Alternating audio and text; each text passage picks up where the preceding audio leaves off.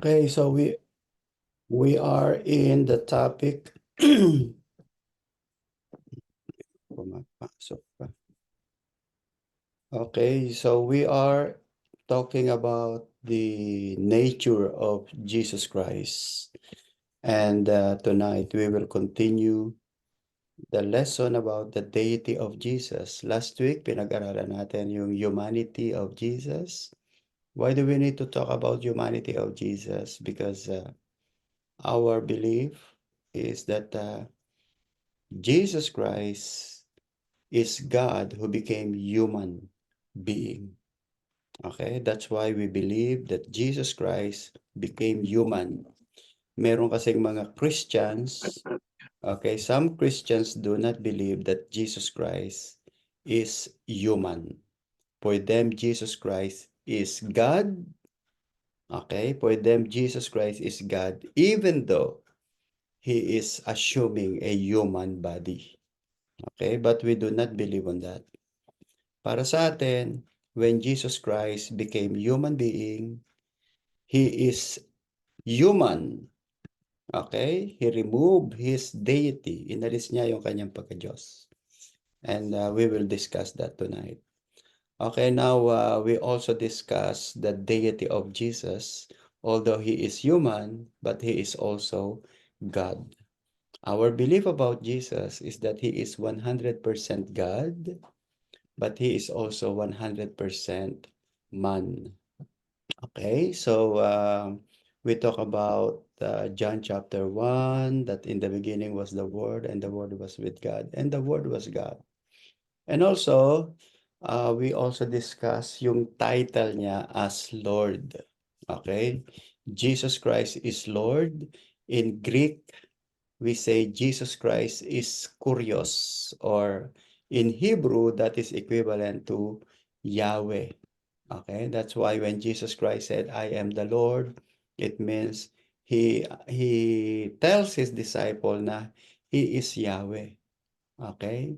And then another claim na very important kay Jesus, yung kinlaim niya yung I am.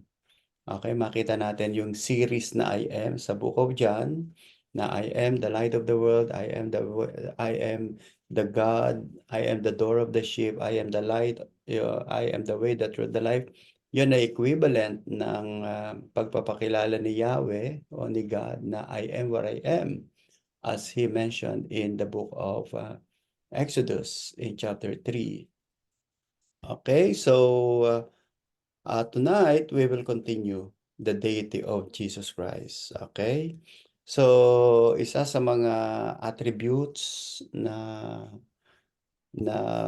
very clear sa Bible ay yung tinatawag nating omnipotence. Si Jesus Christ is omnipotent God. When we say omnipotent God, omni is all-powerful. Okay? It means He can do anything. He can do everything. Okay, yung mga nakita nating activities niya sa Bible, yung he is still the storm, tapos he multiplied the loaves and fish, and then he changed the water into wine. He claimed to be the Alpha and the Omega in Revelation chapter 1 and 22. At yung kanyang statement sa Great Commission na all authority has been given to me in heaven and on earth. Now, may mga criticisms tayo na natatanggap, especially from Iglesia ni Cristo, na yung sinasabi ni Jesus Christ sa Matthew 24, that no one knows about the second coming. Remember, Jesus said na no one knows of the return, okay? Not even the Son of God except the Father. May binanggit si Jesus Christ na gano'n sa Matthew 24 na walang nakakaalam ng kanyang pagbabalik except the Father. Okay, so that was our answer for that. Pag kayo'y kinwestiyon din, okay, ang sagot natin dyan, when Jesus Christ spoke that statement, okay, hindi pa siya nare-resurrect. Samantalang nung siya'y na-resurrect, right after the resurrection, in Matthew 28, sinabi niya, all authority has been given to me in heaven and on earth. In other words, it is a may time element na dapat nating maunawaan doon. Bago sa kanyang resurrection, Jesus Christ has certain limitation. But after the resurrection, no more limitation. Jesus Christ is omnipotent God. Okay? Kasi bago sa resurrection, tao lang siya noon, nagsa-tao siya noon. Kaya sinabi niya na nobody knows except the Father. Not even the angels nor the Son of God knows the return. Okay? Yun ay nung hindi pa siya nare-resurrect.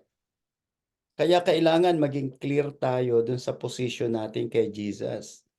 Prior to the crucifixion and resurrection and ascension, he has limitation. But after the resurrection, it's a different thing. It's a different thing. Kaya nga in the book of Revelation, you will see kung gaano ka-shock si John nung makita niya si Jesus Christ seated at the throne in heaven. Dahil ito yung kasama niya, kasama lamang niya noong araw sa Galilee. Tapos siya pala talaga yung nakaupo sa throne. Kaya sabi nga ni John, I felt like dead man nung makita ko si Jesus Christ. Kasi nga, ibang-iba na si Jesus sa book of Revelation. Alright? So that's number one. Number one attributes of Jesus. Omnipotent. Number two is omniscient. Omniscient means He knows all. He knows all. Walang makakatago kay Jesus Christ. In Mark 2, in the Gospel, nakikita natin na Jesus Christ knows everything. And and He knows what is in the heart of men. Kaya nga ngayon, kaya tingnan nyo, hindi lahat naboborn again. Hindi ba kayo nagtataka nun? There are many people who are religious, pero hindi lahat naboborn again. How do we understand that? Because Jesus looks at the heart. He knows the heart. He knows your heart. Kaya ka naging Christian, the reason why you became a believer, because Jesus saw the attitude of your heart. You are sincere. You are truly seeking the will of God. So, paano ka na born again? Bakit ka na born again? It is because of the Lord. It is not because of you. All right? The Lord saw your heart because He is omniscient. Dahil nakita niya yung puso mo, yung puso ng tao. All right? Paano, Pastor, yung nag-backslide, then namatay? Well, God allows that. Posible hindi siya sincere like what happened to Judas. Judas was chosen by Jesus. And yet, the attitude of Judas was persistent that he was insincere to Jesus. At yung mga insincere kay Jesus, yung minsan nandyan, minsan wala, minsan gustong mag-serve, minsan wala, especially those who are inconsistent, double-minded, wavering, hindi malaman kung anong gusto, yun yung dangerous attitude. Okay, ayaw ni Lord ng mga double-minded. Kaya nga yung iba, Christian na, nandyan na, nawawala pa. Right? Probably they were not called by Jesus. That's why Jesus Christ is omniscient. And then number three, Jesus is omnipresent. Omnipresent means He is everywhere. There is a claim of Jesus that for 2 or 3 are gathered together in my name, there am I in the midst of them. So it means Jesus is always everywhere. Okay, so those are 3 important things that we can learn. Remember that only God is omnipotent, only God is omniscient, only God is omnipresent. And yet Jesus Christ claimed all of those attributes of God. Why? Because He is God. That's the only answer. Okay? I don't think Mary will say Alam nyo ba, sa palagay nyo ba, yung prayer ng lahat ng tao marinig ni Mary at the same time? Yung prayer ng mga Pilipino, Brazilian, Colombian, American, Canadian, Latin American, African, do you think Mary can hear all those prayers at the same time? No way. But Jesus can. Jesus can because Jesus Christ is omnipresent, omniscient, and omnipotent. Only God has that attributes. And then number 4 is sovereign. When we say sovereign, it means he is in control. And at the same time, he allows all things to happen. That is sovereign. Okay, katulad no, nung sinabi niya kay Pilate, di ba sabi ni Pilate kay Jesus Christ, don't you know that I have authority to release you? Anong response ni Jesus? Unless it is given to you from above, you cannot do that. That is the meaning of that. It is God who is in control. So kung sino man ang nagre-reign sa mga nation, kung sino man ang mga nananalong presidente, everything is in the hand of God. So whatever happens in Israel, in Gaza, in Egypt, yung China, yung nagaganap ngayon in the world, Ukraine, Taiwan, Russia, Philippines, China, everything is in the sovereign power of God. All right? And we can see that in the book of Daniel. It is God who gives authority to nations. All right? So that is the meaning of sovereignty. Alright, so ano man ang naganap ngayon sa Israel, it is in the sovereign power of God. Wala tayong magagawa. Okay, all we need to do is to share the gospel to the non-believers that these non-believers may also be saved. Alright? Letter E, immortality. Only God is immortal. Okay? You tried, di ba? Tinry nilang patayin si Jesus. And yet, nabuhay si Jesus. Dahil Jesus is immortal. Sige, patayin natin yung isang tao diyan, mabubuhay ba siya? Kasi nga tayong mga tao ay hindi tayo immortal. We are mortal being, kaya namamatay lahat ng tao. Kay Jesus, pinatay siya, pero nabuhay din siya because he is immortal. Okay? At iyon ang isa yun sa qualities, attributes of God. In 1 Timothy, sabi diyan, who alone has immortality, dwelling in an approachable light, whom no man has seen or can see, to whom be honor and everlasting power. Amen. All right? Only Jesus, only God has that attribute. When we say attributes, yung kanyang character, yung nature. Letter F is worship. Alright? Doon sa pag sinabi nating worship, only God is to be worshipped. At iyan ang question ng mga early Christians. Okay? Sa early Christians, nagtataka ang early Christians. Ang tanong nila sa kanila nung araw ay, bakit natin wino-worship si Jesus? Di ba Diyos lamang ang dapat i-worship? Sila Peter, yun ang question nila. Bakit tayo nagwo-worship sa Kanya? Diyos lang ang dapat i-worship. Israelites worship only one God. Now the question is, why do we worship this man, Jesus?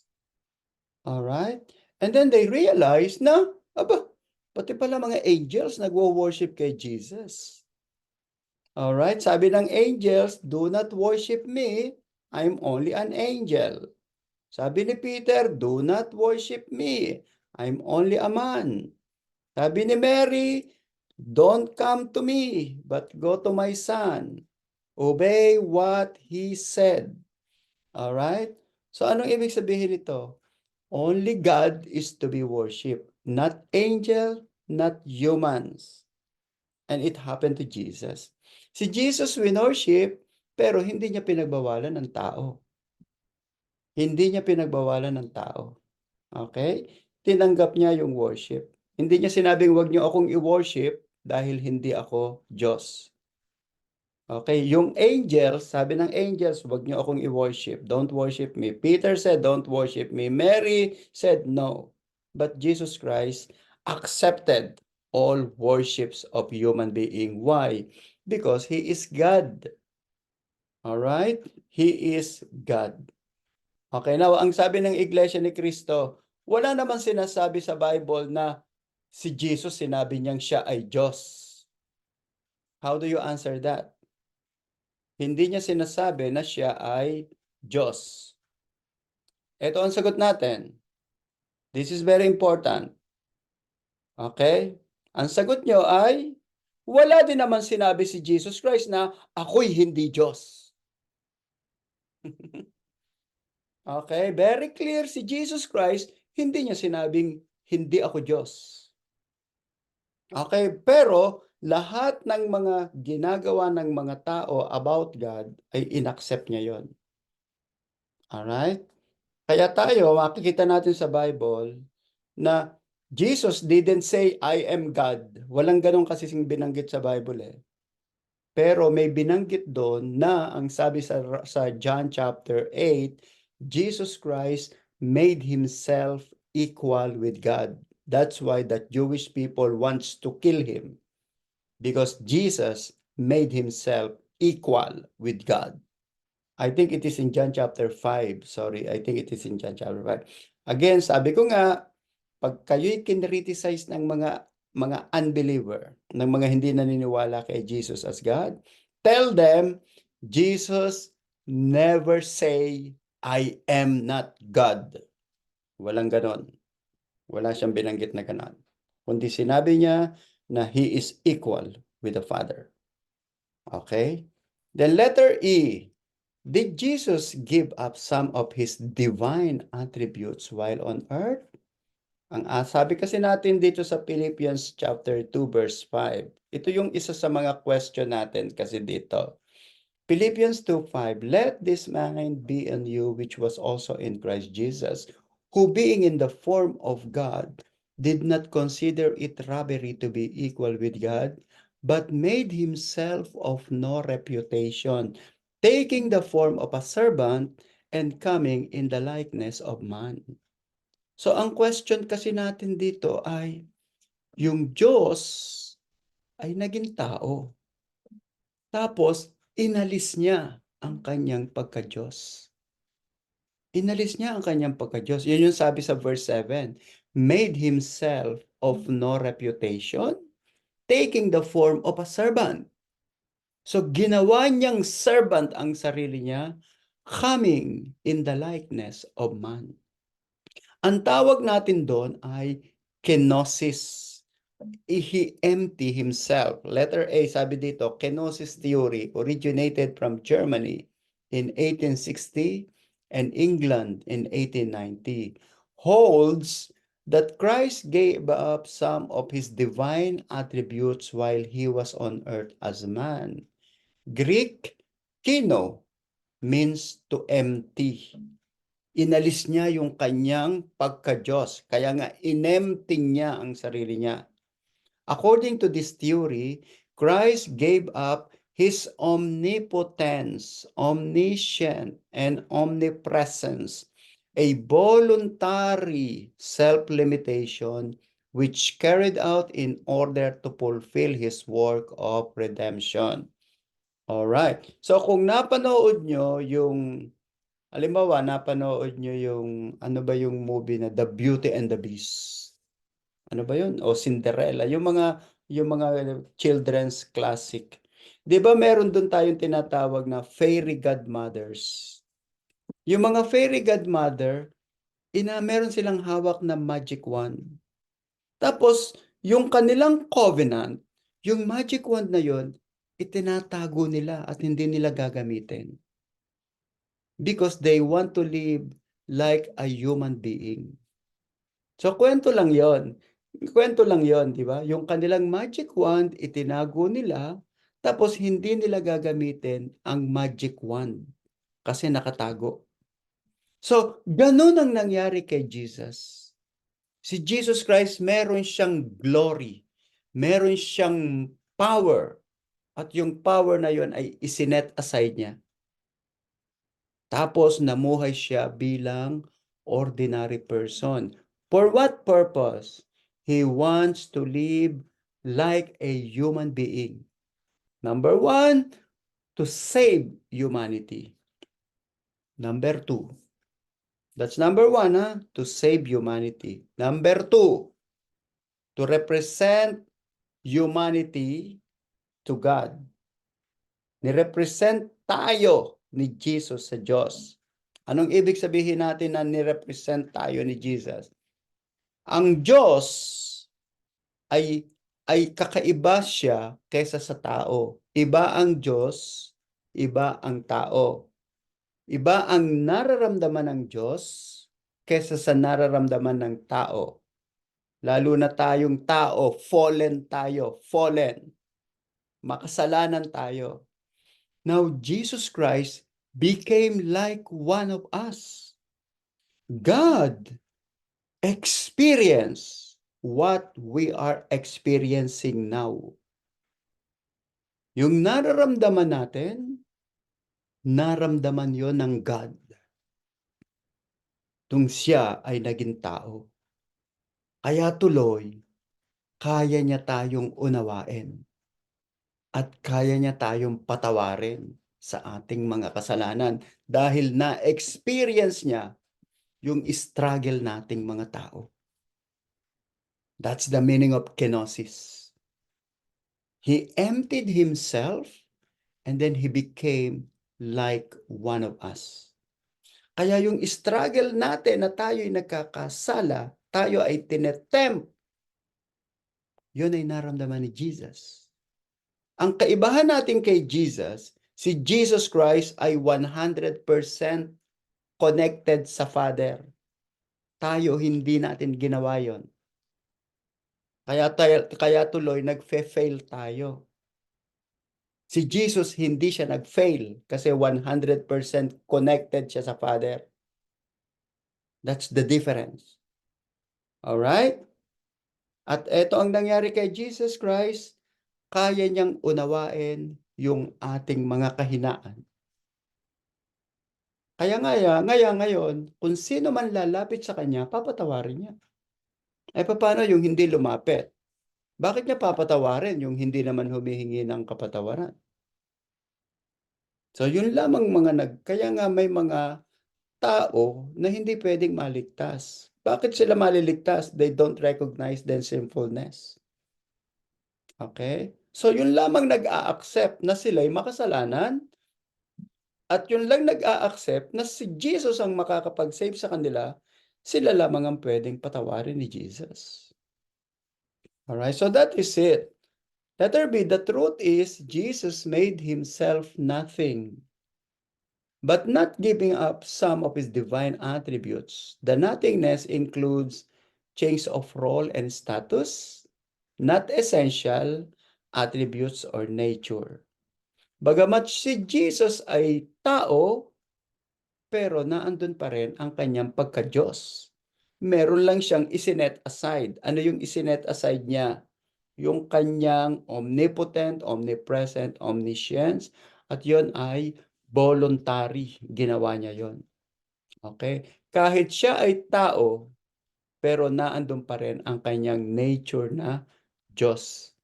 Paano yon? Only Jesus Christ can only Jesus Christ can explain that fully. Dahil hindi naman tayo si Jesus. Binigyan lang tayo ng idea ng Bible that Jesus made himself of no reputation.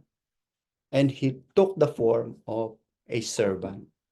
Okay, so naging tao si Jesus at ang pinakamaganda doon, Jesus can understand our weaknesses. Letter C, this passage spoke of humility. He set himself as example of humility. Ganito pala ang maging humble. Kasi may mga tao humble lang. Example, yung mga religious leader. Humble sila, panglabas lang. Pero deep inside, hindi sila totoong humble. But Jesus Christ is the real example, the real model when it comes to humility. What is that? Putting the interest of others first, as Christ did for us, becoming our example of servanthood. Alright, so lahat ng mga ginagawa natin, nakapattern yan sa sinimulan ni Lord Jesus Christ. Letter F, this is our Christian belief.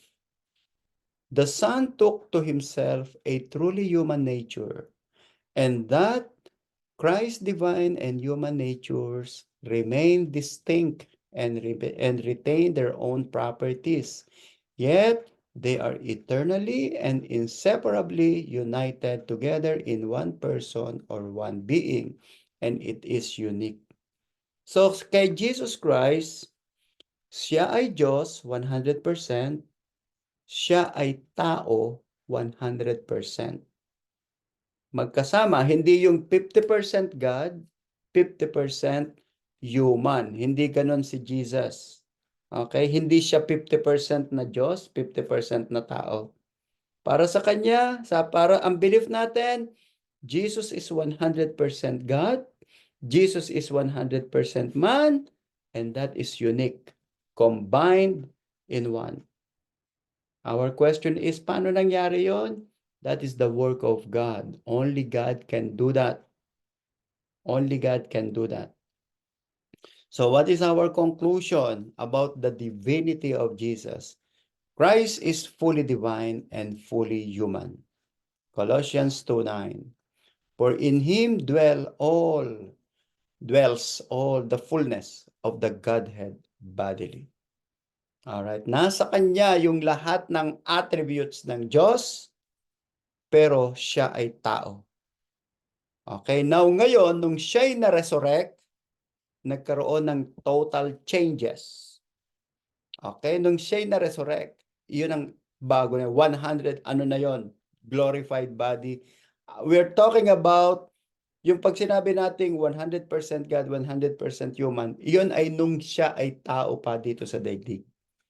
Alright, pero nung siya'y na-resurrect, it's a different story.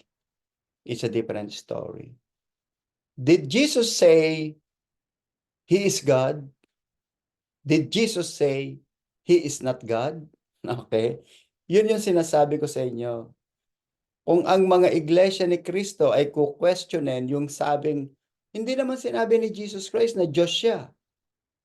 Ang sagot natin, pero hindi niya sinabing hindi siya Diyos. Hindi niya sinabing hindi siya Diyos. Alright? At ang lahat ng dapat na gawin sa Diyos, tinanggap ni Jesus. Yung number 1, yung worship. Okay? Remember na only God is to be worshipped. Alright, so that is our topic about the nature of Christ. Jesus is God, but Jesus is also man. Okay, now lesson 15, we will be talking about atonement, resurrection, and ascension. What is this atonement, resurrection, and ascension? These are the saving works of Jesus.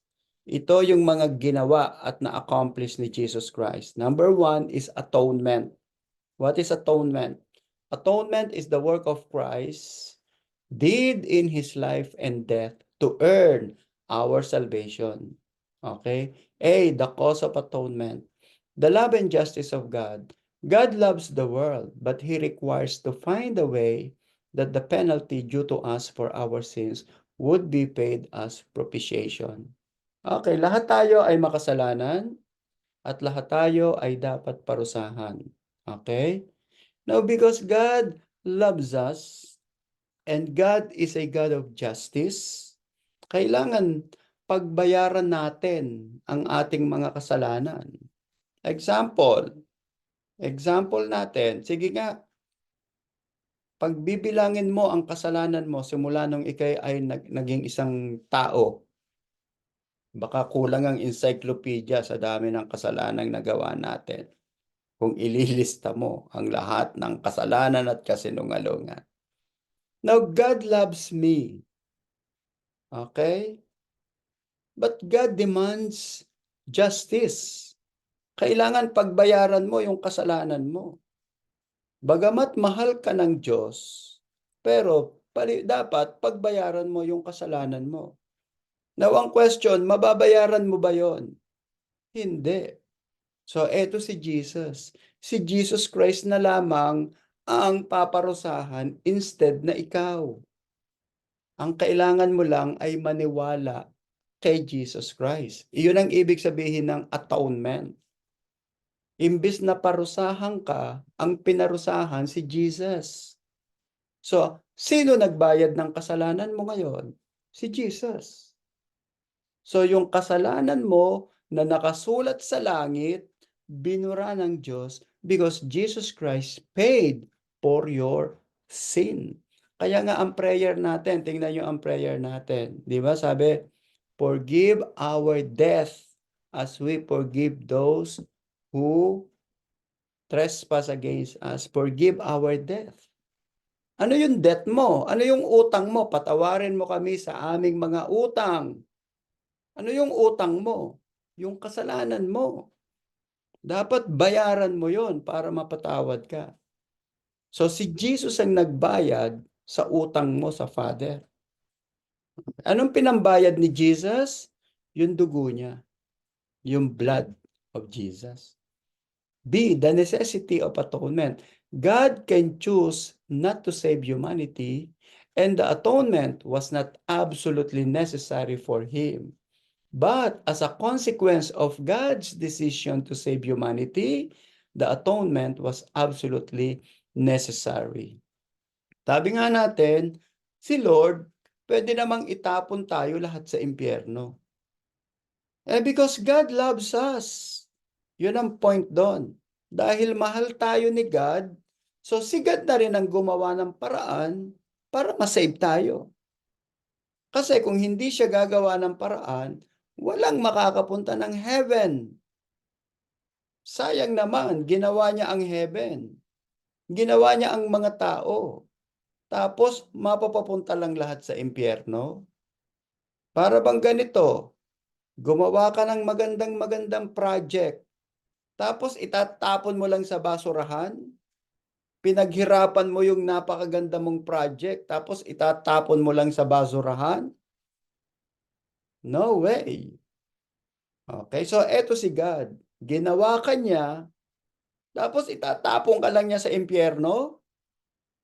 Hindi. So gumawa si Lord ng paraan, ng way, para mapapunta ka ng heaven. At through Jesus Christ. Matthew 26:39, he went a little farther and fell on his face and prayed, saying, "Oh, my Father, if it is possible, let this cup pass from me. Nevertheless, not as I will, but as you will." So yung lahat ng ginawa ni Jesus Christ ng Father for atonement, these are the will of God. As I have said, pwede niya tayong hindi i-save, pero He decided to save us. Let us see the nature of the atonement, Christ's obedience for us, in which He obeyed the requirements of the law in our place and was obedient to the will of the Father as our representative. B, Christ suffering for us, in which He took the penalty due for our sins and as a result, died for our sin. Okay? So tayo ngayon, si Jesus Christ, siya'y namatay para sa ating kasalanan. So yung atonement, pag sinabi nating atonement, ganito kasi sa Old Testament. Sa Old Testament, ang kasalanan ay kino-cover, tinatakpan. Ganon ang process sa Old Testament animal sacrifices. Sabi nga ni King David, okay, para bang yung dugo, yung kasalanan mo, tinakpan lang, kinuberan sa Old Testament. Samantalang sa New Testament, ang kasalanan mo ay binura. Kaya kahit tingnan ng tingnan, walang kasalanan kasi binura na yan. Samantalang sa Old Testament, laging nakikita ang kasalanan mo. Kaya nga kailangan i-renew mo ang iyong covenant. Every year, may 1 year, may expiration yan. Kaya nga every year, dapat may Day of Atonement, may Yom Kippur. Kasi taon-taon, dapat kang mag-renew ng contract. Pero sa New Testament, wala. Nabura na yan nang tumanggap ka kay Jesus. Kaya pagtingin ng Lord sa kasalanan mo, burado yon, walang makikita. That's the power of the atonement of Jesus. All right? Letter D, understanding the death of Christ. The penalty was inflicted by the Father. Isaiah 53:6, all we like sheep have gone astray. We have turned everyone to his own way, and the Lord has laid on him the iniquity of us all. So yung kasalanan natin ay inilagay sa shoulder ni Jesus Christ. Kaya si Jesus Christ ang nag-shoulder ng kasalanan natin. According to Isaiah 53. Yun ang dapat nating maunawaan. And it is the will of the Father. Dahil kung ang tao ang gagawa ng paraan para tayo'y masave, lahat yon ay hindi acceptable sa God. So God Himself made the solution. He made the solution. Kaya nga mali yung ginagawa ng mga Jewish na sila ang naggumagawa ng solution para sila'y mapatawad. Hindi ganon. Hindi ka mapapatawad ng God sa sarili mong kakayahan. Dapat si God ang gumawa ng paraan para mapatawad ka. That is also the work of Muslim. Yung mga Muslim na offering ng mga animal sacrifices, hindi yun acceptable sa God. Yung ginagawa ng mga Hindu at Buddhist na mga animal sacrifices, iyon ay man-made effort. Okay? Sabi nga natin, ang atonement o ang forgiveness o yung animal sacrifices o yung sacrifice should be coming from above, from heaven, not from earth. Dahil ang earth ay purely sinful. Letter B, not eternal suffering, but complete payment. Isaiah 53, he shall see the labor of his soul and be satisfied. By his knowledge, my righteous servant shall justify many, for he shall bear their iniquities. Ayun yun, he shall bear their iniquities. Si Jesus Christ ang nagdala ng ating mga kasalanan. That is atonement. Alright, inilagay sa Kanya ang ating mga kasalanan. And letter C, the blood of Christ was poured out as a sacrifice debt to pay for our redemption. 1 Peter 1:8, knowing that you were not redeemed with corruptible things like silver or gold from your aimless conduct received by tradition from your fathers, but with the precious blood of Christ, as of a lamb without blemish and without spot. Letter D, Christ's death was penal in that he bore penalty when he died. Isaiah 53:5, but he was wounded for our transgression. He was bruised for our iniquities. The chastisement for our peace was upon him, and by his stripe we are healed. So the Bible explains the process of forgiveness and atonement. Nakita natin sa Old Testament, ipinakita na sa Old Testament kung papaano gagawin ng Savior o ng Messiah ang forgiveness. So yung animal sacrifices, iyon ay temporary lamang. Because the real sacrifice is the sacrifice that will be coming from heaven. Heaven ang magpo-provide ng sacrificial offering. Hindi ang tao. Bakit ginawa ng God kay Moses? Because it is only temporary. Alright? Temporary lang yon. Alright, so next is the aspect of atonement. Letter A, sacrifice of Christ to pay penalty for death. I believe, eto na, paulit-ulit nating binabanggit, ano? Sacrifice for Christ to pay a penalty for death. Hebrews 9:26. He then would have had to suffer often since the foundation of the world, but now, once at the end of the ages, he has prepared to put away sin by the sacrifice of himself. Letter B, propitiation to remove us from the wrath of God. 1 John 4:10, in this is love.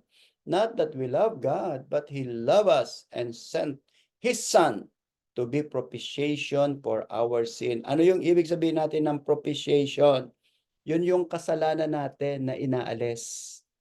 Yung sa number 1, sacrifice. Number 2, removing our sins. Number 3, reconciliation. Na-reconcile na tayo ngayon sa Father. Kaya nga, tingnan nyo ang process. Ha? Tingnan nyo process. Kailangan mag-sacrifice muna. Number 2, kailangan maalis ang kasalanan. Number 3, pag naalis na yung kasalanan, pwede ka nang makipag-reconcile sa Father. Hindi ka pwedeng ma-reconcile hanggat hindi naaalis ang kasalanan. Hindi naman maaalis ang kasalanan hanggat walang nagsasacrifice. Alright? So, sacrifice, propitiation, reconciliation, at ano yung pinakahuli? Redemption. Redemption to redeem us out of the bondage of sin and Satan. So, dati kayo, best friend kayo ni Satan, namumuhay ka sa kasalanan, but now Jesus Christ has redeemed us as a ransom for many. All right? Now, let's go to resurrection. Okay, resurrection. The New Testament depends entirely on the assumption that Jesus is a living, reigning Savior who is now the exalted head of the church, who is to be trusted, worshipped, and adored, and who will one day, someday, return in power to reign as King over the earth. So eto, we know that the resurrection is another saving work of Jesus Christ. Okay? Letter A, evidence. May evidence ba tayo na si Jesus Christ ay na-resurrect? Napakadami nating evidences. Documented yan sa New Testament book. Alright? The gospel contains abundant testimony of the resurrection of Christ. Mark 28, Mark 16, Luke 24, John 20, 21. The Acts and Epistles proclaim the resurrection of Christ, believing that He is alive and reign in heaven. That's number 1, may mga evidences tayo na si Jesus Christ ay na-resurrect. Number 2, nature.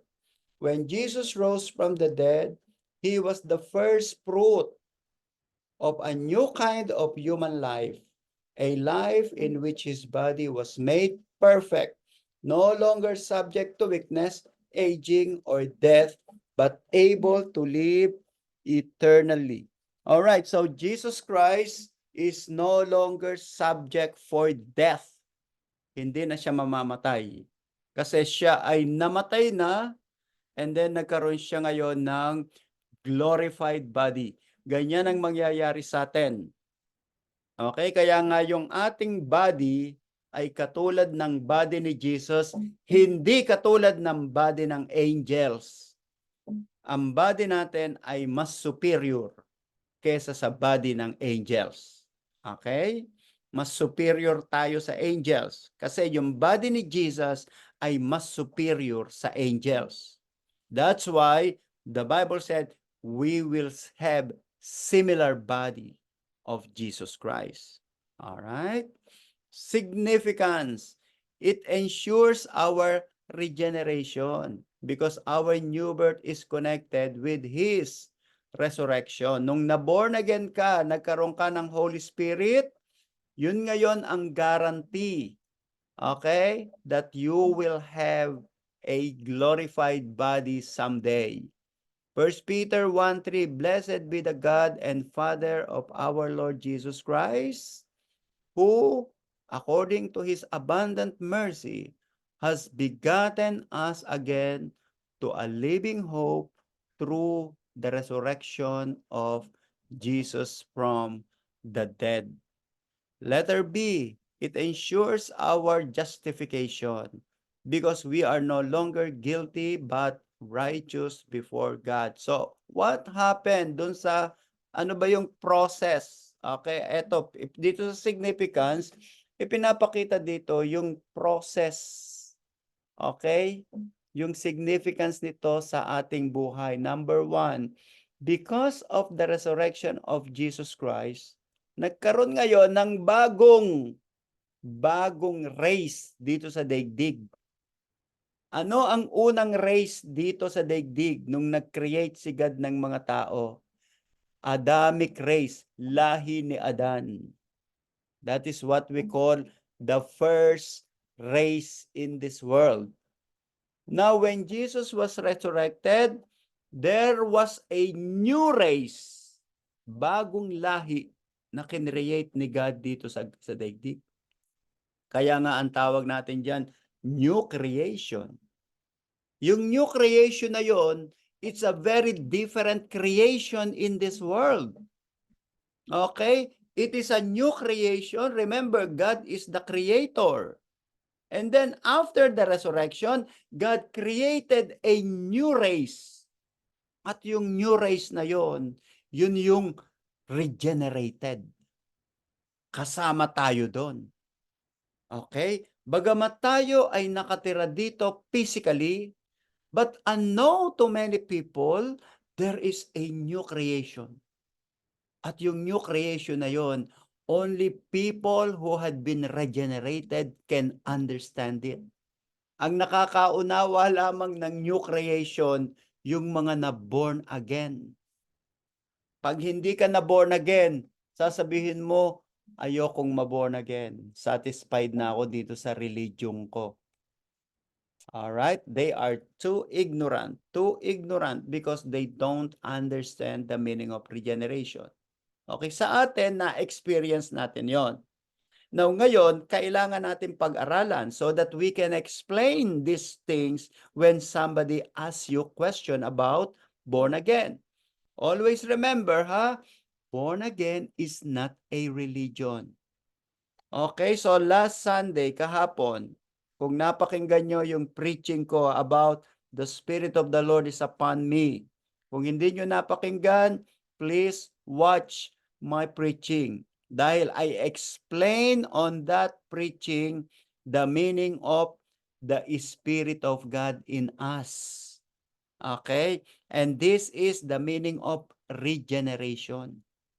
Kaya kapag ikaw ay na-regenerate, you are now a member of new creation, which is invisible to many people. Okay, the first creation, yung kay Adan, that's the first creation. The new creation is right after the resurrection of Jesus. Merong new creation na naganap. Alright? At dito, yung mga regenerated, nagkaroon tayo ng justification. What is justification? Bagamat makasalanan ka, that's the meaning of that. Bagamat makasalanan ka, pero pinatawad ka ng Diyos. Bakit ka papatawarin ng Diyos? Because you believe in Jesus Christ. At ang tawag natin doon ay ginastify ni Lord kung bakit kanya pinatawad. Hindi kanya basta pinatawad. Pinatawad ka because you believe in the works of Jesus. Kaya kung questionin tayo ni Satan, bakit papapasukin sa langit yung tao na yan? Ay napakadaming kasalanan yan. Ganun ang question ni Satan. Remember that Satan is the accuser of the brethren. Ano ang ginagawa ni Satan sa atin? Isinusumbong tayo sa Diyos. Kapag tayo'y nagkakasala, isinusumbong tayo ni Satan sa Diyos lagi. Okay? Now ngayon, ang ginagawa ni God, pinapatawad tayo, gina-justify tayo. Okay, bagamat makasalanan yan, yung anak kong yan, pero yan ay believer kay Jesus. Kaya pwede ko siyang patawarin. That's the meaning of justification. Romans 4:25, He was delivered over to death for our sin and was raised to life for our justification. Letter C, it ensures that we will receive perfect resurrected bodies as well. 2 Corinthians 4:14, knowing that He who raised up the Lord Jesus will also raise us up with Jesus and will present us with you. So ito naman yung process. Number 1 is regeneration. Nabago ka ngayon, nagkaroon ka ngayon ng bagong pagkatao. Number 2, justification. What is justification? Pinatawad ka ng God Okay, pinatawad ka ng God, bagamat nagkakasala ka, bagamat may nag-a-accuse sa'yo, pero justify ni Lord because you believe in Jesus Christ. Number 3, you are heading towards perfection. Dadating tayo sa panahon na perfect ka na hindi ka na magkakasala. Kahit alam mo yung kasalanan, pero hindi ka na magkakasala. At iyon yung hinihintay-hintay natin, mga kapatid, 'di ba? Sino dito ang gustong lagi siyang nagkakasala? 'Di ba wala? Gusto mo ba nagkakasala ka? 'Di ba 'pag nagkakasala ka, ano ang ginagawa mo? Nagi-guilty ka, sinisisi mo ang sarili mo. Pinapagalitan mo sarili mo 'pag nagkakasala ka. Why? Because you have been regenerated. Iba ka na. Lagi mong sinasabi, "You're different now. Don't do it again." Pinapagalitan mo sarili mo. Why? Because your goal is to live a holy life. Pero hindi mo magawa because your body is still physical body. It is still weak. So our goal is to have a perfect body, resurrected body, glorified body. At yan ay magaganap on the second coming of Jesus. That is my goal and that should be your goal. At yan ay magaganap because Jesus Christ was resurrected. All right? And then the third one is ascension to heaven. So, tatlo na. Number 1 is atonement. Number 2 is resurrection. Number 3 is ascension to heaven. Jesus Christ ascended to heaven. All right? A, Christ ascended gradually to heaven as the disciples were watching, and then a cloud took him from their sight. We can see that in Acts chapter 1, verse 9. Now, when he had spoken these things while they watched, he was taken up, and a cloud received him out of their sight. 10, and while they looked steadfastly toward heaven, as he went up, behold, 2 men stood by them in white apparel, who also said, Men of Galilee, why do you stand gazing up in heaven? This same Jesus, who was taken up from you into heaven, will so come in like manner as you saw him go into heaven. All right, so Jesus Christ has ascended to heaven. Nasa langit na ngayon si Jesus Christ. Okay? At alam natin, Jesus Christ is seated at the throne in heaven. Siya ang nakapwesto sa trono sa heaven. How do we know that? It is in Revelation chapter 1, chapter 5. Chapter 1 and chapter 5. Nakita doon ni John na ang nakaupo sa throne in heaven ay si Jesus Christ. Ang question natin, ilan ba ang throne sa heaven? Isa lang. Bakit? Because there is only one God. Okay, pinag-aralan natin, there is one God, but there are 3 persons. Okay, but there is only one God, at ang katunayan nandiyan in the book of Revelation, there is one throne. And who is sitting on the throne? It is Jesus. Okay, bakit sinasabi ng iba, Jesus is at the right hand of the Father? Okay, ang ibig sabihin nun, He is the authority of God. Siya yung authority, hindi yung physical na nakaupo literally. Alright? That is not the meaning of that. Alright, si Jesus yung nakaupo, but pag sinabi natin He is seated at the right hand of the Father, it means He is the authority of the Godhead. Okay, siya yung authority, siya ang nagdi-decide, at siya ang magja-judge sa lahat ng tao. That's the meaning of that. Letter B, Christ received glory and honor. That had not been before as the God-man. John 15:17, and now, O Father, glorify me together with yourself, with the glory which I had with you before the world was. So makita natin na bago pa lang pumunta dito si Jesus Christ, naandun na siya sa heaven. Sabi nga niya, glorify me with the glory which I had with you before the world was. So, si Jesus ay may glory, tapos inalis niya yung kanyang glory at naging tao. Now, ngayon, sabi na prayer, Lord, ibalik mo sa akin yung glory na nasa akin bago pa man ang daigdig ay maging daigdig. Alright. Letter C, Christ was seated at God's right hand. So, eto ngayon yung ina-explain ko, Christ's session at the Father. Ephesians 1:20, He worked in Christ when He raised Him from the dead and seated Him at His right hand in the heavenly places.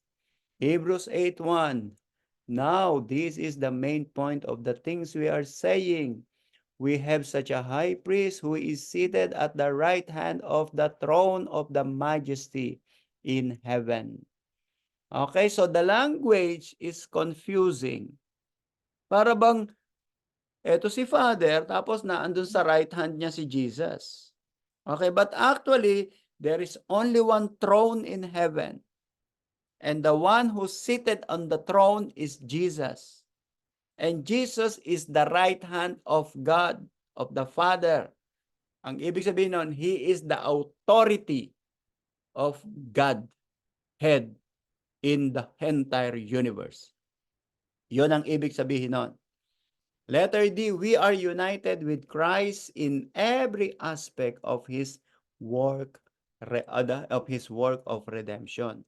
1 Thessalonians 4:17, Then we who are alive and remain shall be caught up together with them in the clouds to meet the Lord in the air, and thus we shall always be with the Lord. All right? So there will come a day that we will be with Jesus in eternity. 10 years from now, baka yung ilan sa atin mamamatay na. 20 years from now, yung iba sa atin patay na. 50 years from now, lahat tayo patay na. At na kay Jesus Christ na tayo. And that is our eternity with Christ. Now, kung gusto mo pang mabuhay dito at huwag mamatay, ikaw na lang. Alright? Ako ayokong tumira dito forever. Alright? Gusto ko titira tayo glorified body. And that is our goal. Our goal is we want to be with Jesus Christ in eternity. Okay? In eternity with glorified body. Pag tayo ay namatay, anong mangyayari sa atin? Pupunta ka sa heaven, pero hindi ka pag-glorified body.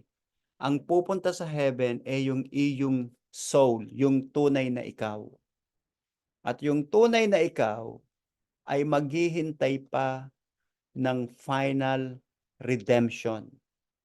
So, saan tayo? Ano mangyayari sa ating kaluluwa? Nasa heaven tayo. But heaven is so huge. Pagkalaki-laki ng heaven. Okay, baka tuldok lang ang earth sa heaven.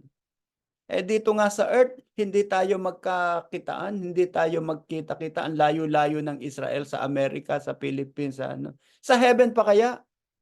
Eh ang heaven kasing laki ng universe.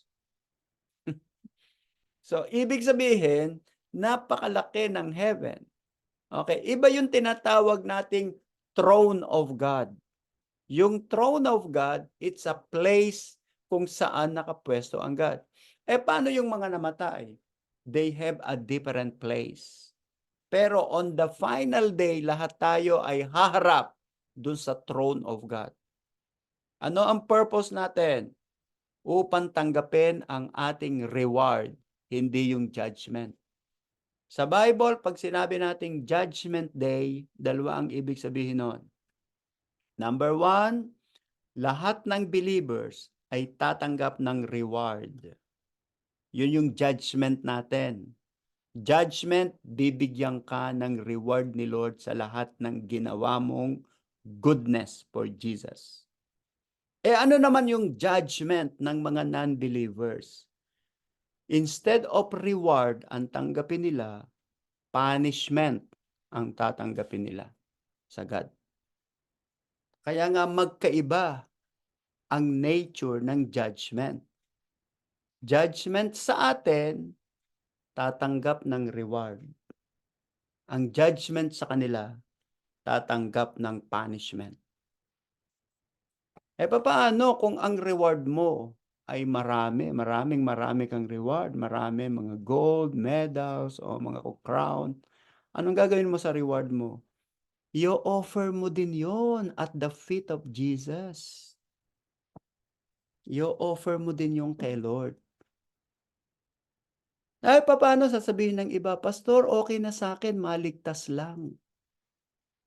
Paano kung ikay maligtas lang, wala kang reward? Anong i-offer mo kay Lord pag nasa heaven ka? Isang kamote? O kaya isang anong tawag doon? Butong pakwan? Kaya dapat marami kang reward. Dapat marami tayong reward. Dahil yung reward na yon, yun din ang ilalagay mo sa offering mo yon sa paanan ni Lord. Kung ang reward mo ay isang saging, yun ba ang i-offer mo kay Lord? Isang banana Q? So, di ba? Kaya ngayon, damihan mo ngayon ang reward mo. Ngayon pa lamang, mag-work ka kay Jesus para on the day of judgment, you will be receiving lots of rewards, and then, Lord, this reward is for you. Okay, this is for you.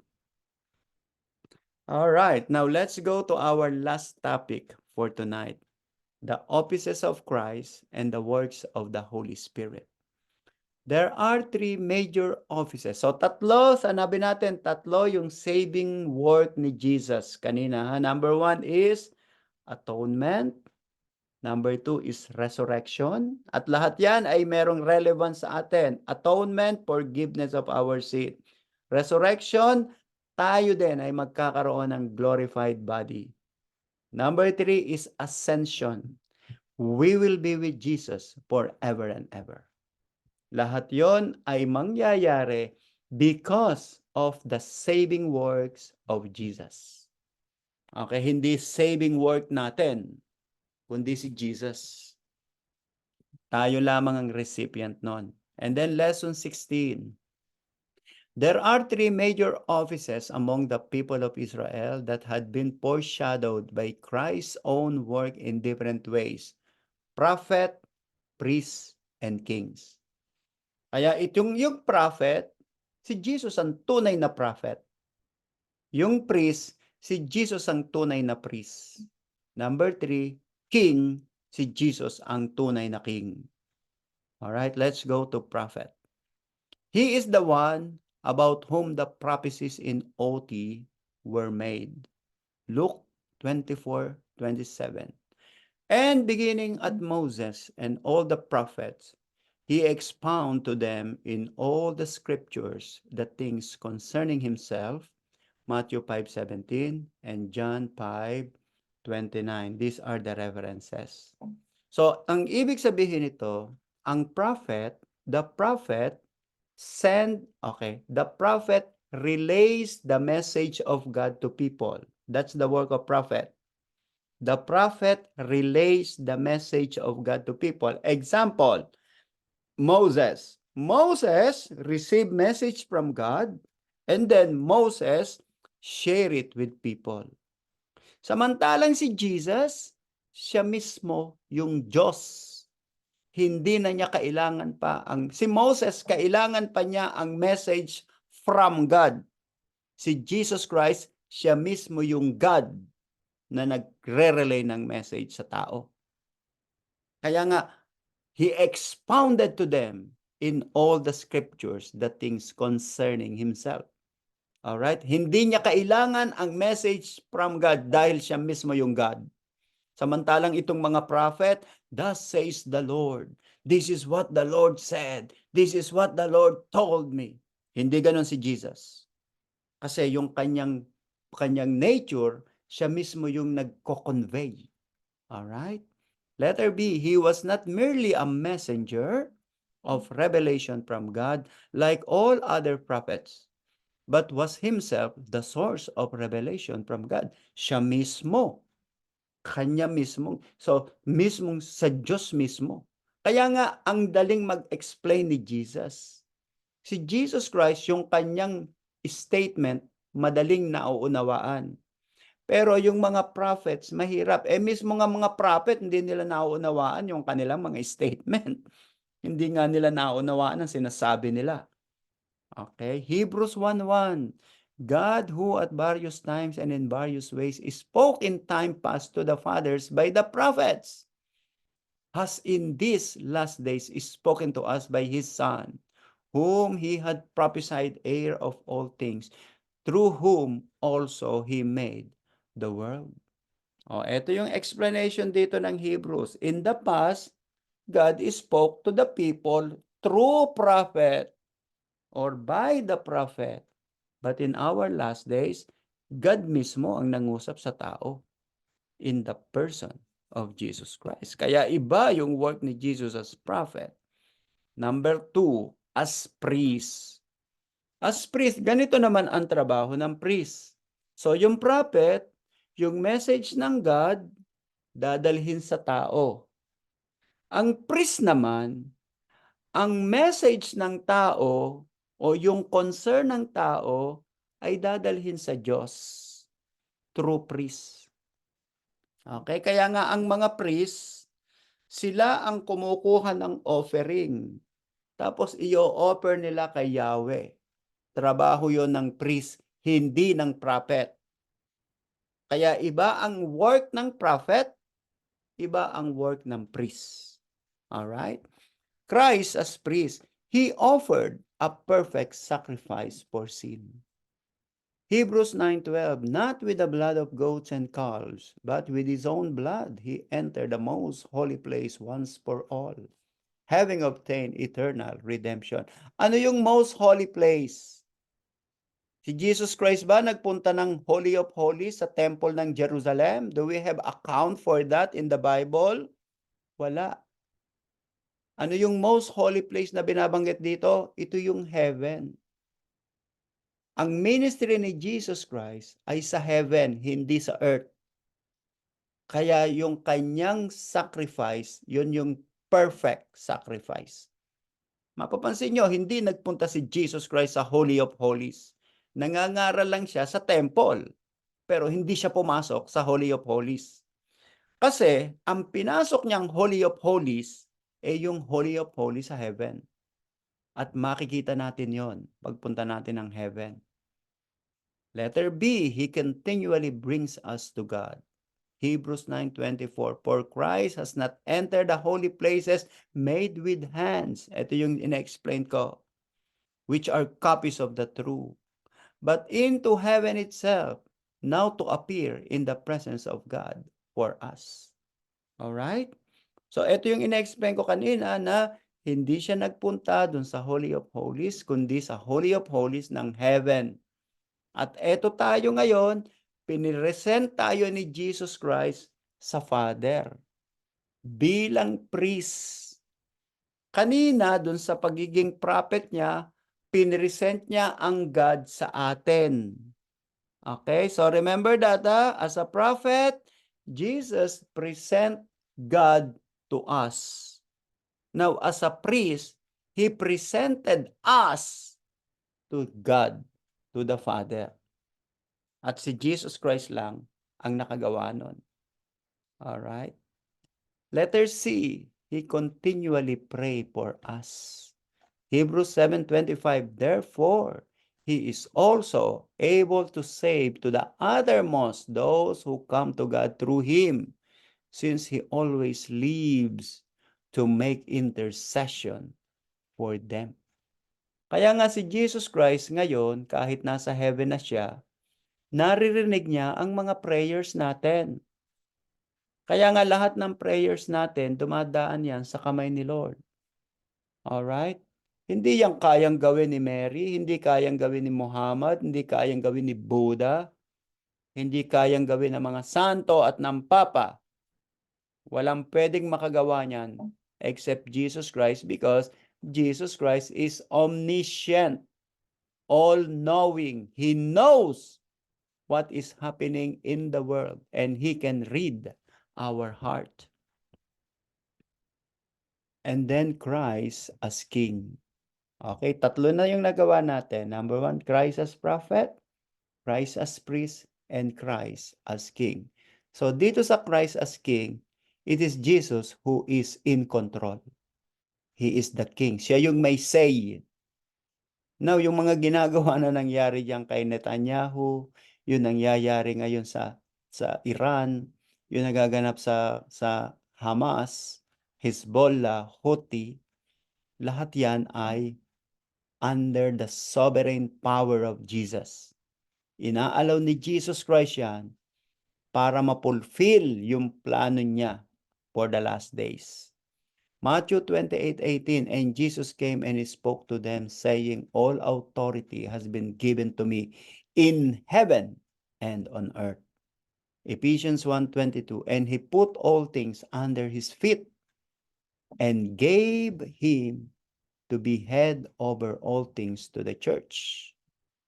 1 Timothy 1:17, now the King, to the King eternal, immortal, invisible, to God who alone is wise, be honor and glory forever and ever. Amen. Psalm 10:16, the Lord is King forever and ever, and nations have perished out of his hand.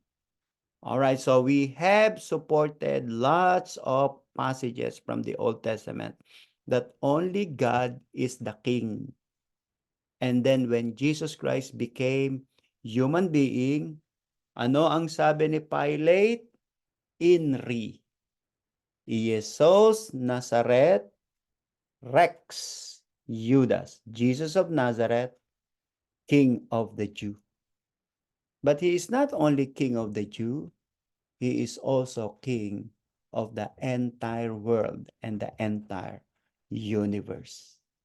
Okay, now ang question natin, what do we mean when we say Jesus Christ is our Lord and Savior? Pag sinabi nating Jesus is our Lord and Savior, number 1, siya yung Savior mo pag namatay ka. Hindi ka pupunta ng hell kasi ise-save ka niya. Ano naman yung Lord? Ibig sabihin nun, siya yung Master. Siya yung nasusunod. Siya yung nasusunod sa buhay natin. Di ba? At that is our job. Okay. Our role. Ano yung mga role natin, mga Christian? When Christ came, He fulfilled these 3 roles. As prophet, He fully declared God's word to us. As perfect high priest, He offered a supreme sacrifice for sins and brought people near to God. And as kings, He reigned forever with a scepter of righteousness over the new heavens and new earth. So tatlo ang pinulpil ni Lord. Kanina sabi natin, prophet, priest, and kings. We are also priests because Peter called us royal priesthood.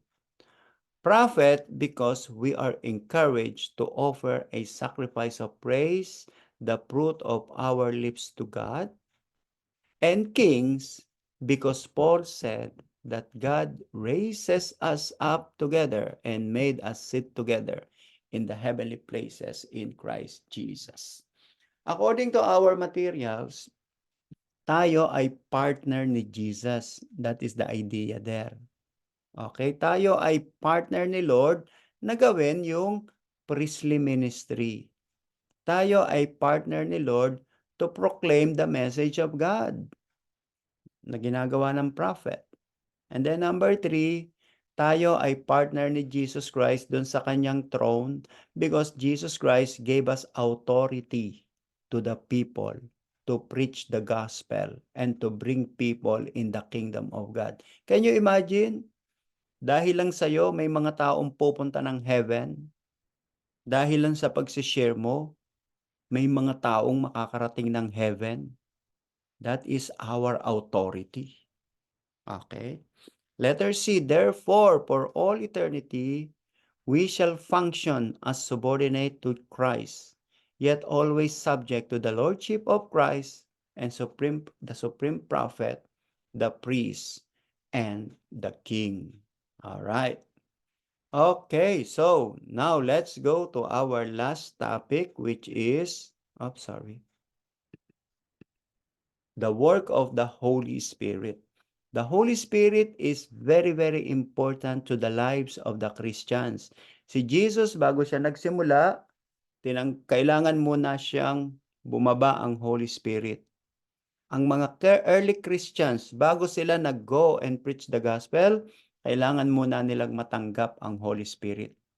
So sa atin bilang Christian, kung gusto mong maging successful ka sa lahat, sa career, sa ministry, sa family, dapat kang guided ng Holy Spirit. His work is to manifest the active presence of God in the world, and especially in the church.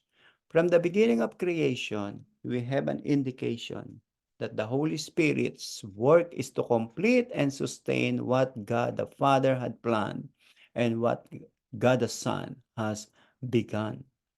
Genesis 1:2, the earth was without form and void, and darkness was on the face of the earth, and the Spirit of God was hovering over the face of the water. So when you read the book of Genesis, makikita mo, very active ang work ng Holy Spirit.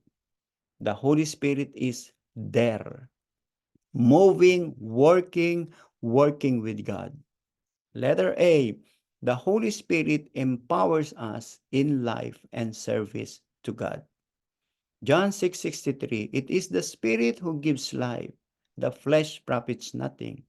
The words that I spoke to you are spirit and they are life. Sabi ni Jesus Christ, the flesh profit nothing.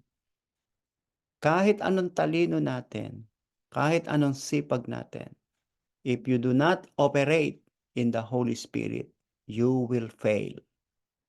Siguro you are good for 1 year, 2 years, 3 years. Okay? But you will fail.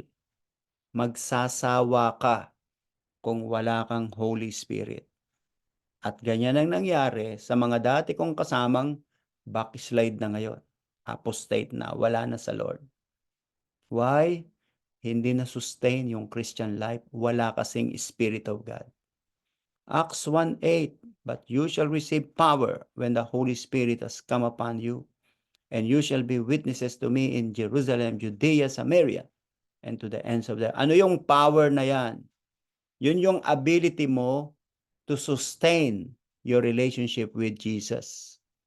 Okay, kaya nga, apart from the Holy Spirit, hindi ka tatagal. Mawawala ka kung wala kang Holy Spirit. B, the Holy Spirit purifies us. He works to cleanse and to sanctify us and make more holy in actual conduct of life. 1 Corinthians 6:11, and such were some of you, but you were washed, but you were sanctified, but you were justified in the name of our Lord Jesus Christ and by the Spirit of our God. So you can see, it is the Holy Spirit that purifies us. Okay? That's why we need the Holy Spirit. Napansin nyo ba yung mga ibang religion? Napansin nyo, mag-observe kayo sa mga Katoliko, Iglesia ni Cristo, mga Jehovah. Very religious sila, pero yung buhay nila ay walang kabanalan. Na andun pa rin kung magmura, kung magsinungaling, kayang-kayang gawin yung mga bagay na yon. And there is no shame in their lives. There is no fear. Kasi wala ngang Spirit of God. Ang alam lang nila ay religiosity, ideology, religion, superstition, not guided by the Holy Spirit of God. Letter C, the Holy Spirit reveals truth to us. John 16:13, however, when He, the Spirit of truth, has come, He will guide you into all truth, for He will not speak of His own authority, But whatever he hears, he will speak and he will tell you things to come. 1 Corinthians 2:10, but God has revealed them to us through His Spirit, for the Spirit searches all things, yes, the deep things of God. Luke 2:26, and it has been revealed to him by the Spirit, Holy Spirit, that he would not see death before he has seen the Lord's Christ. So, eto yung Holy Spirit. The Holy Spirit will speak to you. Paano nag-i-speak ang Holy Spirit? Ito ang tanong ko sa inyo. Paano mo mare-recognize ang nangungusap sa iyo ay Holy Spirit or sarili mo lang? Alright. Ano ang work ng Holy Spirit? Ang work ng Holy Spirit ay ipakita sa iyo yung mali mong ginagawa. That's the work of the Holy Spirit. At the same time, ituturo niya sa iyo yung tamang dapat mong gawin. Now, you decide. Ikaw ang magde-decide. Hindi ka niya pupuwersahin. Alright, that's the work of the Holy Spirit. Ipapakita ng Holy Spirit sa iyo, kukonviktin ka niya, conviction. Sasabihin niya, mali ang ginagawa mo. Alright? At iyan ay alam mo kung na mali o tama ang ginagawa mo. Ang problema sa iyo, stubborn ka. Pinipilit mo yung gusto mo at pinipilit mo na ang Holy Spirit sumunod sa iyo. But you know when you know na mali yung ginagawa mo. Okay? Kaya tuloy, ang gagawin ng Holy Spirit, sige, yan ang gusto mo, nasa sayo. Kaya lang, paglipas ng panahon, babagsak ka doon, magkakasala ka, kasalanan yon. Eto, pagsisisihan mo. So that is the work of the Holy Spirit. Now, ang tanong natin, paano mo malalaman? Now, ganito, listen to this, ha? Dati, hindi nyo alam ang boses ko. Dati, hindi nyo nga kilala kung sino si Pastor Ferdy. Pero nung narinig nyo yung boses ni Pastor Ferdy paulit-ulit, kahit tulog ka, alam mo na boses ni Pastor Ferdy yun. Kasi naging familiar ka na. Ganon din sa Holy Spirit. Pag familiar ka sa boses ng Holy Spirit na nagkukonvict sa'yo, pakinggan mo yon. Ibig sabihin nun, familiar ka na sa boses ng Holy Spirit. Now, minsan sasabihin ng iba, Pastor, bakit kung ako'y nagpe-pray, parang ang dami-daming boses na pumapasok sa tenga ko? Totoo yan. Di ba pag pumupunta ka sa syuk, ang dami-dami mong naririnig? Pero pag tinawag ko pangalan mo, for sure, marirecognize mo ako ang tumatawag sa'yo. Kasi familiar ka sa boses ko. Pag tinawag kong Carlo, Carpio, Baby, Evelyn, Loida, for sure, si Pastor Perdy yun, Pero kahit ang dami-dami mong naririnig sa syuk, pag tinawag kita, alam mong ako yon. Ganon din ang boses ng Holy Spirit. Kahit ang dami-daming pumapasok sa utak mo, pero pag Holy Spirit na ang tumawag sa'yo, alam mo na iyon ay Holy Spirit. Kaya kailangan familiarize yourself with the voice of the Holy Spirit. Ang Holy Spirit hindi mangungusap sa tenga mo, mangungusap sa puso mo. Kaya kung ano ang nasa puso mo, checkin mo yon. Ang Holy Spirit will not lead you to sin. The Holy Spirit will lead you to holiness and righteousness. Kaya kapag yan ay kasalanan, hindi sa Holy Spirit yan. Sa sarili mo lang yan o kay Satanas yan. Pero kung yan ay maglilid sa iyo sa holiness and purification, it means sa Holy Spirit yan. Alright? And this is our last slide. The Holy Spirit unifies His people. Kung lahat tayo ay marunong makinig sa Holy Spirit, for sure magkakaisa ang lahat ng Christian. Kaya may division at may mga iglesia, Roman Catholic, Protestant, kung bakit merong iba-ibang mga denomination, dahil nga hindi lahat nakikinig sa Holy Spirit. Tingnan niyo ang mga Catholic, nung Catholic pa kayo, alam niyo ba yung Holy Spirit? Right? Okay, Philippians 2:1. Therefore, if you have any encouragement from being united with Christ, if any comfort from His love, if any common sharing in the Spirit, if any tenderness and compassion, then make my joy complete by being like-minded, having the same love, being one in spirit and of one mind. All right? So what is the difference of unity and uniformity? Ang uniformity, yan yung ginagawa ng religion. Oh, pare-pareho ang damit, pare-pareho ang pagluhod, sabay-sabay ang luhod, sabay-sabay ang tayo, sabay-sabay ang upo, sabay-sabay ang kanta, memorize na prayer. Yan yung uniformity. Ano yung unity? Ang unity, kailangan united ka sa God. Dahil pag hindi ka united sa God, hindi ka din united sa brethren. Kasi lahat ng brethren dapat united sa God. At kung tayo united sa God, magkakaisa tayo lahat. Kaya minsan sa loob ng church, meron diyang kakaiba. Kasi hindi siya united sa God.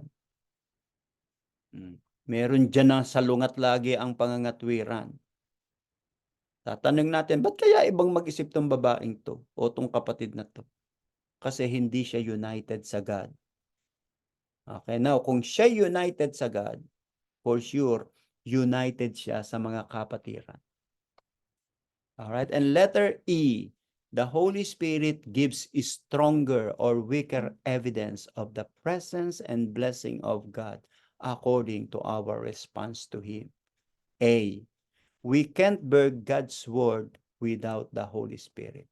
Hindi mo mauunawaan ang Word of God at hindi mo mauunawaan ang project ng God sa church kung wala kang Holy Spirit. John 16:12, I still have many things to say to you, but you cannot bear them now. However, when He, the Spirit of truth, has come, He will guide you into all truth. He will not speak on His own authority, but whatever He hears, He will speak, and He will tell you things to come. You see, kung wala kang Holy Spirit, hindi mo mauunawaan ang ating pinaggagawa at pinagsasasabi.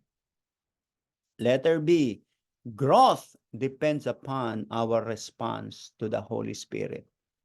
1 Corinthians 2:13, these things we also speak not in words which man's wisdom teaches, but which the Holy Spirit teaches, comparing spiritual things with the spiritual. But the natural man does not receive the things of the Spirit of God, but they are foolishness to him, nor can he knows them because they are spiritually discerned. But he who is spiritual judges all things, yet he himself is rightly judges by no one. So we can see the importance of the Holy Spirit in the lives of Christians. If you want to grow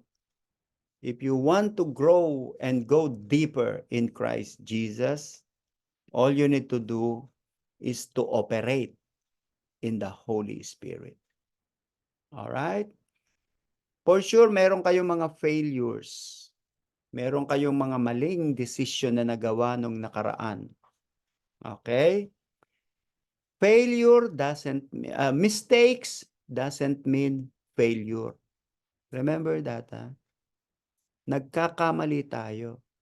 Pero ang pagkakamali mo, yun ang maglilid sa'yo sa iyong success. Remember that. Yung pagkakamaling desisyon, it always lead to success. Kaya kung ikaw ay may mistakes, glory to God. Okay? Glory to God dahil yun yung simula na lalo kang naging sharp. Yung iyong mata mas lalong naging careful. Yung iyong tenga mas lalong naging sensitive. Yung iyong puso mas lalong naging discerning. Okay? Lahat tayo nagkakaroon ng mistakes, may mga failures, pero nakakabangon tayo. Alam niyo ba kung wala sa inyo ang Holy Spirit, siguro wala na kayo sa church, matagal na. Uulitin ko ulit yan. Kung walang Holy Spirit sa buhay mo, matagal ka nang wala sa church. Okay? But because the Holy Spirit is in us, eto pa rin tayo. Question before we close it in prayer. Sister Loida. Pastor. Pasensya na, Pastor. Pastor, kasi nga, nabanggit natin kanina yung in the Old Testament, di ba, pag pumapasok yung mga priest, merong holy place, Holy of outer court, Holies. and yes, Pastor, outer court, holy place, and then holy of holies. Mm. So, yung priest, nakakapunta sila sa holy of holies, and then si Jesus Christ, na-reach na rin niya yung holy of holies dun sa heaven. Tayo naman po, Pastor, dito. Mm. So, paano natin masabi na na-reach natin yung holy of holies natin? Mm-mm. Sir, Anong question? paano natin masasabi na na-reach natin yung holy of holies, Pastor, dito sa earth? Very Kasi good. si Jesus Christ sa heaven. Very good. Kapag ikaw ay nagpe-pray kay Jesus, pumapasok ka sa presence ni Jesus, at yung presence ni Jesus, iyon ang Holy of Holies. Alright? Kaya iba ang New Testament sa Old Testament. Sa Old Testament, mayroong tayong outer courts, mayroong tayong holy place, at mayroong tayong Holy of Holies. Ang nakakapasok lang sa Holy of Holies ay yung high priest once a year. Di ba? Kailan? Kapag Day of Atonement. Okay, once a year lang. Samantalang sa Christian, kumanta ka, mag-pray ka, mag-iiyak ka, magbasa ka ng Bible, nasa presence ka ni Jesus. At pag nasa presence ka ni Jesus, iyon yung presence ng God. At iyon ang Holy of Holies natin. Kaya ibang-iba ang New Testament. Sa Old Testament, bago ka nga makapasok sa temple, dapat meron kang lamb offering. Pag wala kang lamb offering, sasabihin ng priest, nasaan ang offering mo? Pag wala kang lamb offering, kaya nga sabi ng God sa Deuteronomy, you cannot appear to me empty-handed. Pag wala kang offering, hindi ka makakapasok. Samantala ngayon, tumaas ka lang ng kamay, kumanta ka lang, umiyak ka lang, lumuhod ka, nasa presence ka na ng Lord. So, bakit ba pumapasok ang priest sa Holy of Holies? Kasi naandun ang presence ng God sa Holy of Holies. So, kailangan makapasok siya doon. At pagpasok niya, dala niya yung mga animal sacrifices, yung dugo, the blood. Pag wala siyang blood, mamamatay siya. At pag siya pumasok doon ng 1 day before o 1 day late, mamamatay siya. O, kita nyo, napaka meticulous ang Old Testament. Samantala ngayon kaya nga tayo, humihingi tayo ng tawad kay Lord. Lord, forgive our sins. Cleanse us. Kahit paulit-ulit kang humingi. Alright? Okay, but again, the purpose is, tingnan nyo ang ginagawa ng Holy Spirit sa atin. Tinatanggal ang mga kasalanan mo. Tingnan nyo, mapapansin nyo, ang dahil nang nabago sa kabuhay nyo. Dati, nagmumura ka, ngayon di na. Dati, nagchichismis ka, ngayon, 8 na lang. Dati, 10, o pababa ng pababa. Dahil magiging 7 na lang yan, magiging 6 na lang yan, nawawala na yon. Okay. Joke lang Pero ang ibig kong sabihin, unti-unting nawawala yung iyong mga kasalanan ginagawa. Bilangin nyo yung kasalanan nyo 10 years ago na ginagawa, compare ngayon. 'Di ba mas maraming nawala? Kasi nga, purification. Pinupurify tayo ni Lord. Purify. Ang focus mo ngayon ay God. Imagine, ang bilis-bilis natin makapasok sa Holy of Holies. Yun Wala yung na pong outward, tsaka wala na pong holy place. wala Puro na. holy Oo. Kaya nga pray without ceasing, sabi ni Paul, di ba? Pray without ceasing. Ibig sabihin, pray ka ng pray. Kahit nasa train ka, nasa bus ka, you can pray. And Jesus is with you wherever you go. Sabi ni Jesus, I will never leave you nor forsake you. Kita mo yung mga promises ng Panginoon. So those are signs. Kaya lang, syempre, din na natin binabanggit yan na Holy of Holies o hindi na natin, wala nang ganun sa New Testament. The most important is, I am with Jesus. And Jesus is my Holy of Holies. Okay? So, di ba, ang sarap maging Christian? ngayon. Iba ang Christian. Oo. Iba ang Christian sa non-Christian. Ang Christian, ang struggle mo, paano mo mapiplease si God. Ang non-Christian, paano niya mapiplease ang sarili niya. That's the struggle of the non-believers. But the struggles of believers ay iba. Okay. All right. Loida, close it in prayer. Amen. Let's pray. Father God, in Jesus' name, thank you, Lord, sa mga napag-aralan po namin for tonight, oh God. Salamat, Panginoon, sa patuloy pagbibigay sa amin ng karunungan, Lord, at wisdom, para maunawaan po namin yung salita, Panginoon, sa bawat pag-aaral po namin, Lord. Dalangin din po namin, Panginoon, pong guide, Panginoon, or pag-lead sa amin sa araw-araw po namin ginagawa, lalo na, Panginoon, God, sa amin pong pagiging attentive, Lord, every time na kami pinakarinig yung salita, upang ito po, Lord, amin pong magamit, Panginoon, sa amin pong mga daily living, Lord God. At salamat, Panginoon, sa aming pastor na ginagamit mo bilang instrument, Panginoon, at para kami po, Lord, ay matuto, Panginoon. Bless his life, O Lord. Salamat po, Diyos, sa iyo pong pagsama sa amin, Lord. In Jesus' name, amen. Amen.